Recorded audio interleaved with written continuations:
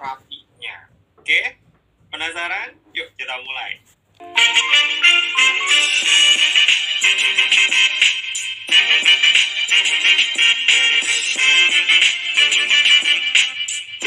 Nah, teman-teman yang berbahagia, sebelum kita bahas lebih dalam nih terkait demam, kita tuh harus tahu dulu sebenarnya suhu normal tubuh tuh berapa sih, ya? Masih inget nggak nih suhu tubuh normal berapa? Kayaknya sih sekarang udah nggak asing ya dengan suhu normal terkait pandemi ini.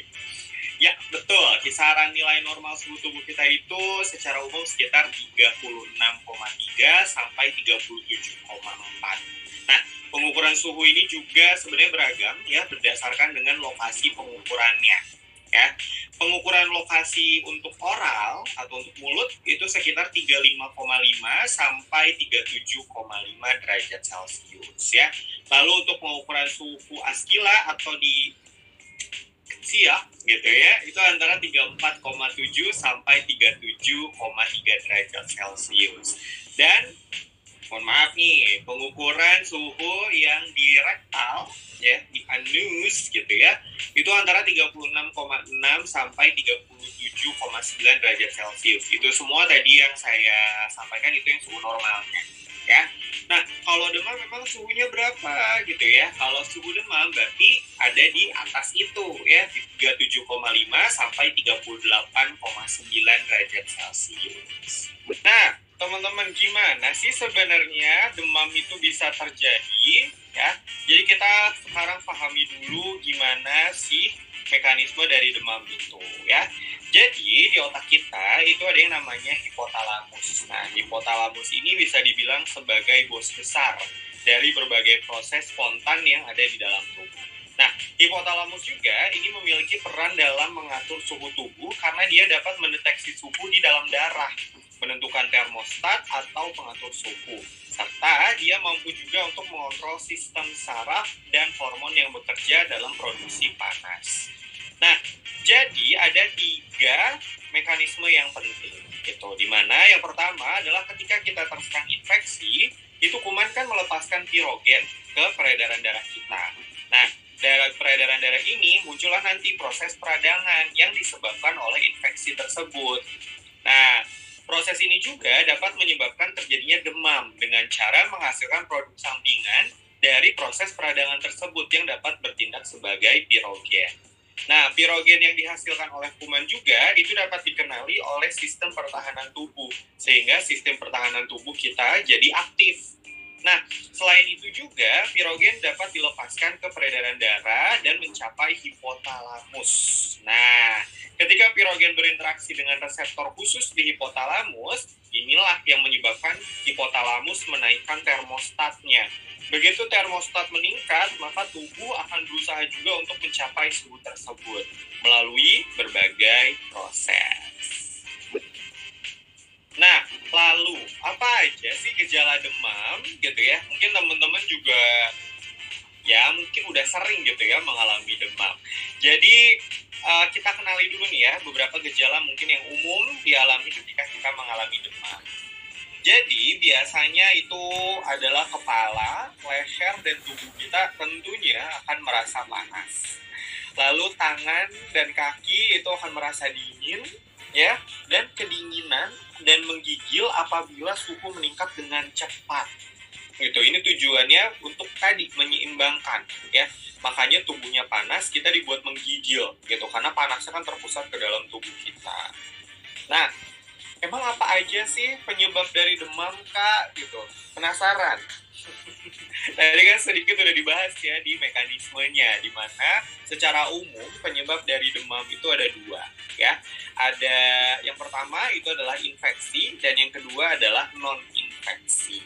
Nah, kalau yang infeksi itu dia bisa disebabkan oleh kuman, virus, parasit atau mikroorganisme lain, ya. Contohnya penyakit campak deh. Ya. Sedangkan kalau penyebabnya non-infeksi itu biasanya karena dehidrasi pada anak dan lansia, atau juga bisa karena alergi, bisa karena stres, atau bisa karena trauma. Ya, beberapa penyakit kronis juga itu bisa menyebabkan terjadinya demam seperti kanker, tumor, atau adanya autoimun. Nah, lalu Kak, apa sih sebenarnya yang bisa kita lakukan kalau kita terkena demam atau keluarga kita itu terkena demam? Jadi cara paling ampuhnya adalah minum air yang banyak. Kenapa minum air yang banyak? Minum air yang banyak itu untuk mencegah terjadinya dehidrasi. Ya, tentunya minum air ini juga harus dibarengi ya dengan istirahat yang cukup ya. Karena sebenarnya tubuh itu bisa kok membuat antibodi sendiri untuk menangani demam ya, sehingga istirahat yang cukup itu memang sangat disarankan. Lalu periksa suhu tubuh setiap 4 jam ya. Jadi dilihat nih nanti atau adakah kenaikan atau ada keturunan atau turun gitu ya. Lalu makan seperti biasa aja ya, walaupun mungkin nafsu makannya agak berkurang gitu. Lalu kompres air hangat agar terjadi vasodilatasi pembuluh darah sehingga set poinnya akan tercapai kembali ke batas suhu tubuh inti ya, yang tentunya itu normal gitu. Nah, kalau misalkan teman-teman suhunya udah di atas 38 derajat Celcius, apalagi pada anak-anak gitu ya, segera hubungi dokter ya, karena ini berarti butuh penanganan yang cepat gitu. Nah, berkaitan dengan dokter, kapan aja sih harus ke dokter gitu ya, selain tadi suhunya di atas 38 atau 39. Jadi, kalau misalkan teman-teman merasakan demam dan memang ini diputuskan harus ke dokter, ini ada beberapa hal yang perlu teman-teman ketahui. Ya, yang pertama adalah kalau bayi menderita panas, ya, karena bayi itu sangat sensitif, ya, sehingga apapun yang terjadi pada bayi sebenarnya itu harus dilakukan penanganannya ke dokter. Gitu. Jadi kalau bayinya panas juga sebaiknya langsung ditangani ke dokter. Gitu.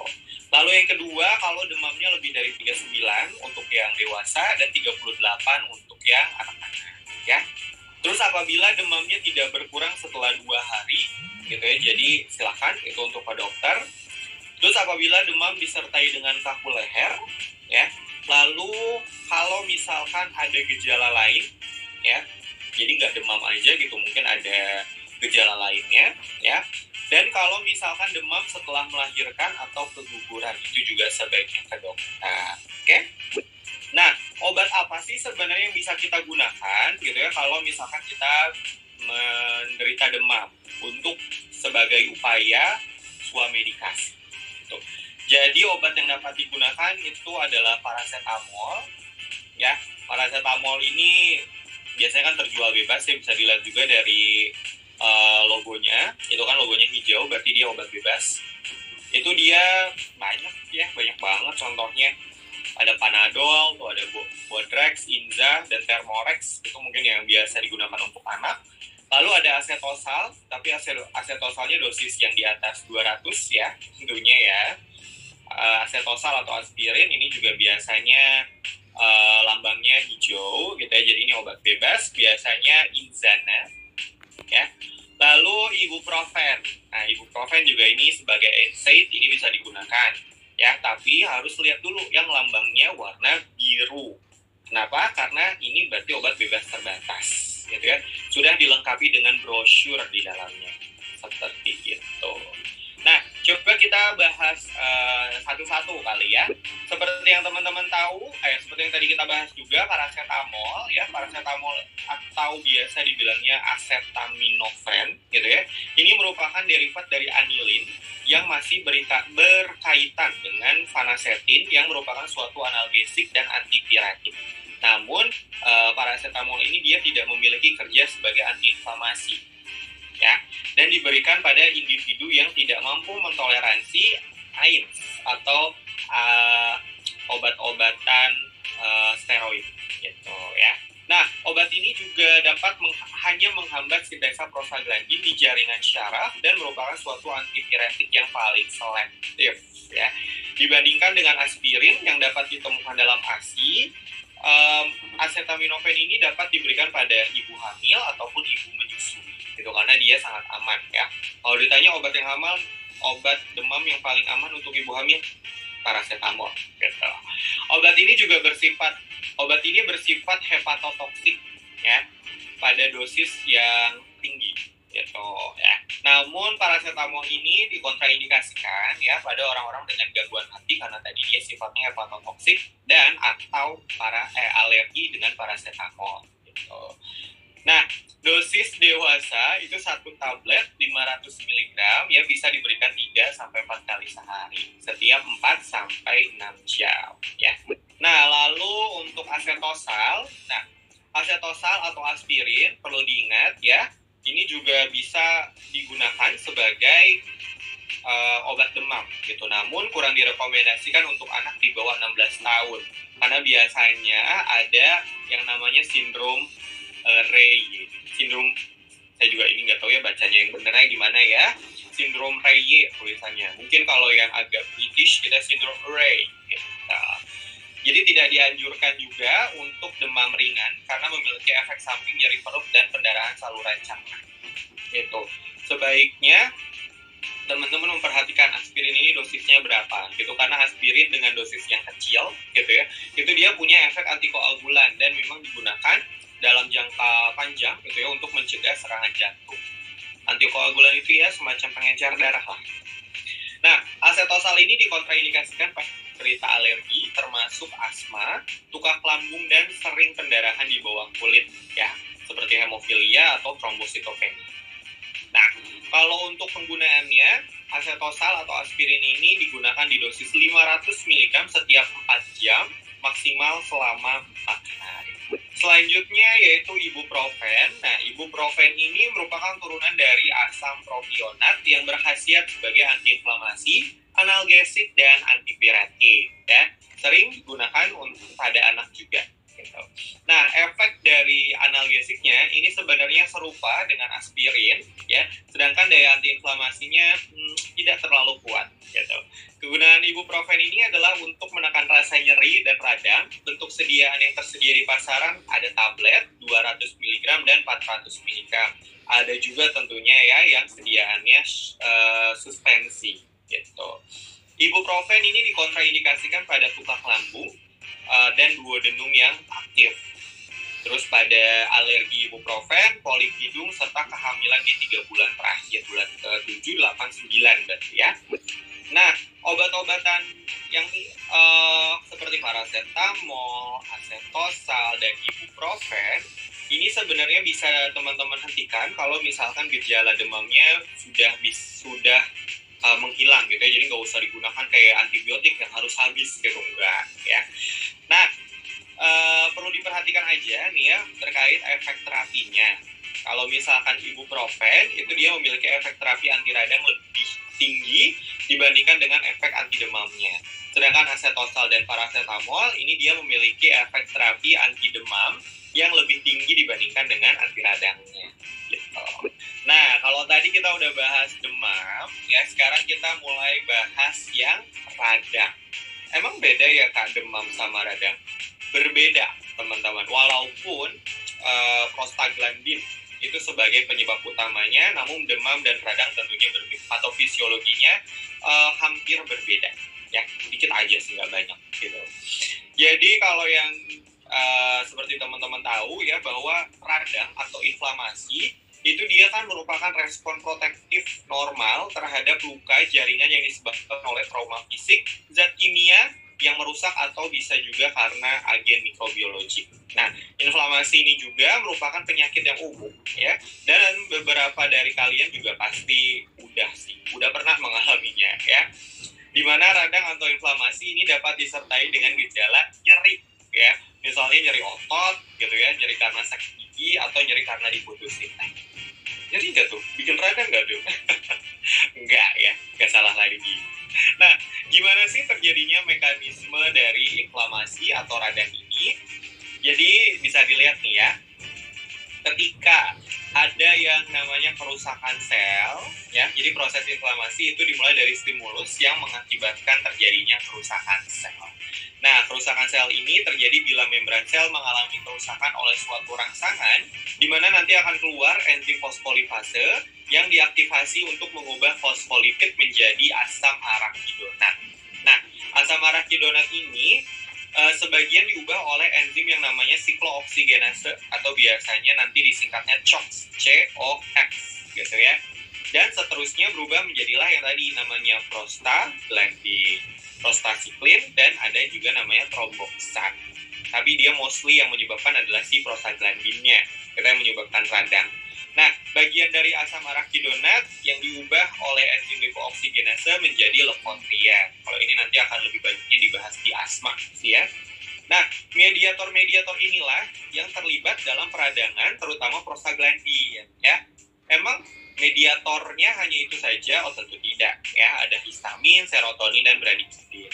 Lalu terkait gejalanya nih, gejalanya itu ada ya pokoknya belakangnya or ya, rubor atau kemerahan, terus tumor gitu ya. Tumor di sini artinya ada pembengkakan ya, bukan berarti tumbuh tumor gitu, enggak, adanya pembengkakan.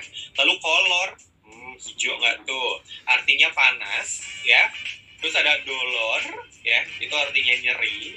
Sama ada functional lysa atau hilangnya hilangnya rasa gitu. Nah, untuk terapi dari radang sendiri gimana kakakku? Jadi, berdasarkan mekanisme kerjanya, ya obat antiinflamasi ini terbagi menjadi dua golongan. Di mana ada golongan antiinflamasi steroid dan ada antiinflamasi non-steroid. Ya, kalau misalkan yang non-steroid, itu dia bekerja dengan mekanisme menghambat enzim siklooksigenase. Ya, sehingga nanti kan kalau dihambat enzim siklooksigenase gitu ya, jadi asam arakidonatnya nggak bisa berubah menjadi prostaglandin. Nah, ini contohnya ada ibuprofen, aspirin, natrium diklofenak, indomethacin, phenylbutazone, dan piroxicam. Lalu kalau yang steroid ya, steroid itu dia bekerjanya menghambat enzim lipooksigenase-nya gitu. Menghambat enzim lipooksigenase juga menghambat enzim fosfolipase A2 sehingga menghambat pembentukan dari asam arakidonatnya. Jadi dia menghambatnya lebih atas lagi gitu ya. Contohnya itu adalah prednisolon, betamethasone, dan dexamethasone, atau metilprednisolon mungkin teman-teman juga tahu, dan hidrokortison. Nah, tapi tidak semua obat antiinflamasi itu dapat diberikan untuk pelayanan sesuai medikasi ya. Jadi teman-teman juga harus cek mana yang bisa diberikan pada daftar 2 ya. Itu daftar obat wajib apotek gitu. Dan ini adalah referensi yang kita